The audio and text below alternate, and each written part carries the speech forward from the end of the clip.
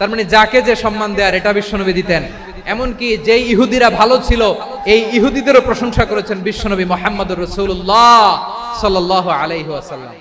এক ইহুদির প্রশংসা করেছেন বিশ্বনবী। ইহুদির কার? আমি তো আমার ভাইয়ের প্রশংসা করি না, আমি তো এক আলেম আরেক আলেমরে স্পেস দেই না,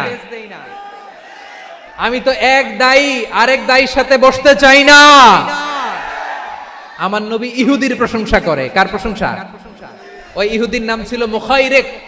সিরাত গ্রন্থ ঘাটলে পাবেন।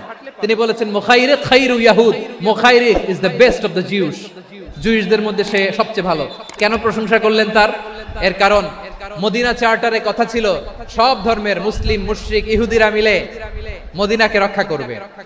কিন্তু তৃতীয় হিজরিতে যখন উহুদের যুদ্ধ শুরু হলো, সবার কথা ছিল যেই আক্রমণ করে আমরা মদিনাকে বাঁচাবো। কোন শহরকে বাঁচাবো? মদিনাকে। কিন্তু কুরাইশরা যখন অ্যাটাক করলো, ইহুদিরা আর আসে না, ইহুদিরা আর বেরোয় না।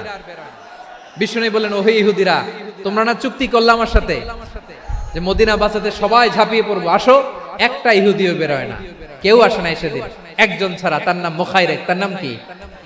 মুখাইরিক বাহাদুরের মতো ঘোড়সওয়ার হয়ে বেরিয়ে গেলেন এবং বললেন, গোটা ইহুদি সাম্রাজ্যের একজনও যদি না আসে, আমি মুখাইরিককে কেউ ঘরে আটকে রাখতে পারবে না।